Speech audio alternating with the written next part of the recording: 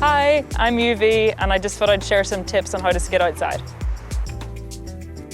So when you're skating outside, you really want to keep a different stance than you would indoor. So I always skate with my feet staggered. So 1 foot in front and 1 foot behind.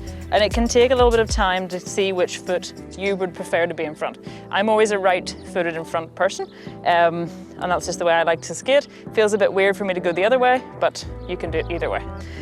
So I keep it about a foot's distance in front, just like this, just in a nice comfortable stance. I bend the knees a little bit. I keep looking around me, but I'm also looking at the floor, because when you're outside, there's a lot of things on the floor that can trip you up, little stones, twigs, uneven ground. So I'm always sort of scanning the floor in front of me, just making sure that I know which bits I have to avoid. So sometimes when you skate up to a spot that has a lot of like twigs, branches, stones on the ground, you don't really want to do a lot of gliding. So you want to make sure that you have both feet ready to step if you have to. So it's a kind of, you're skating along, you might need to step to avoid something, step over, and just kind of have the other foot ready to catch you in case something trips you up. So sometimes when you're skating outside, you'll encounter obstacles like curbs, and sometimes you're lucky enough to get one that has a nice little roll-on, roll-off bit like here. So if I'm coming up to a curb like this, I'm keeping my feet staggered, a little bit of bend in the knees, and rolling on. I expect a little bit of a judder, but that's okay. As long as we're leaning forward, hopefully it won't fall.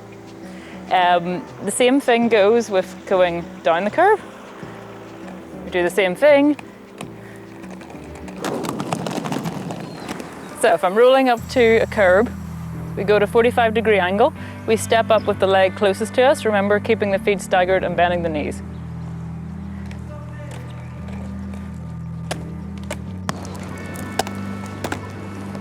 And it's the same thing when you're coming down from a curb. So I'm coming at an angle, keeping the knees bent, step off, and the other foot joins. Sometimes when you're out skating, there's a little bit of an uneven change in ground surface. So especially if it has a little bit of a lip, just like this bit does, you don't want to come, both feet together, and that'll make you trip if you kind of hit it with both feet at once.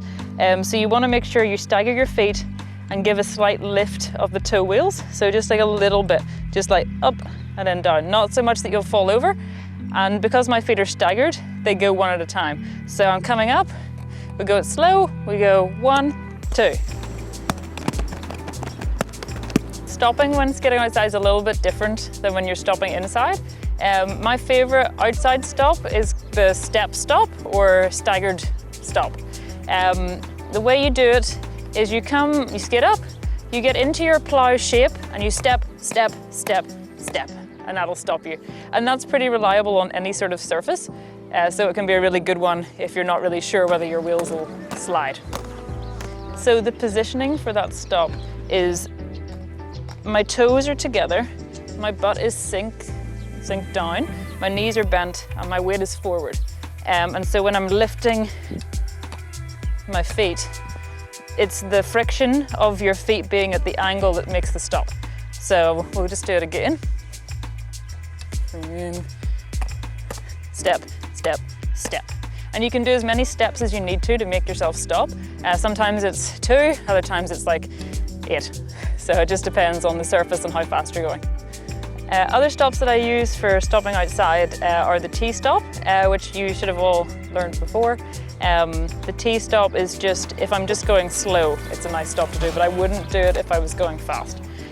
So it's just skidding along, lifting one foot, other foot behind you, all 4 wheels pressed down, and you stop. You can also use the turnaround toe stop outside, which can work really well, especially if you need to stop fast. But you do have to have really solid transitions and transitions on different types of ground. So make sure you practice your transitions first before doing this stop or relying on this stop to stop you.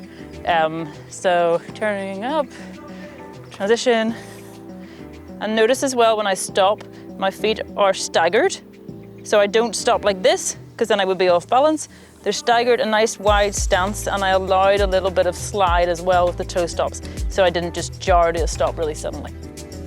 So sometimes when we're skating, we come across some hills, and skating up it can be a little bit more effort than just normal skating. So you want to make sure that when you're skating up a hill that your feet are very wide. It just gives you extra grip and means you won't sort of roll back down again. So if I'm coming up to this hill, I skate up, my feet go wide, wide, wide, wide, wide, and we're at the top.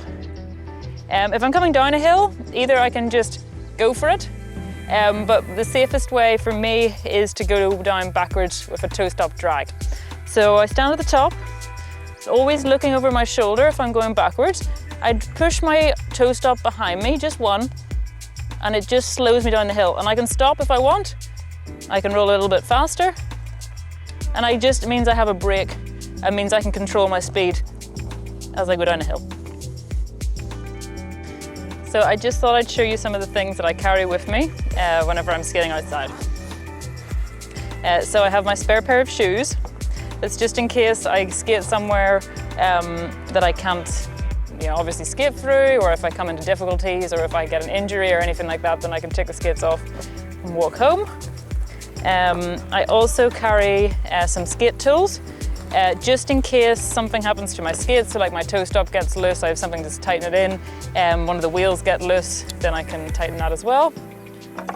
I also carry my phone, so that if I'm doing anything cool, I can get some cool tricks, or just in case I, again, injure myself and I need to phone someone to come and get me.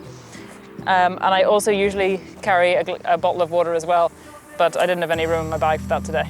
Thank you so much for watching my video on how to skate outside. If you have any tips, any questions, or any feedback, please let me know, and I hope you have fun skating outside.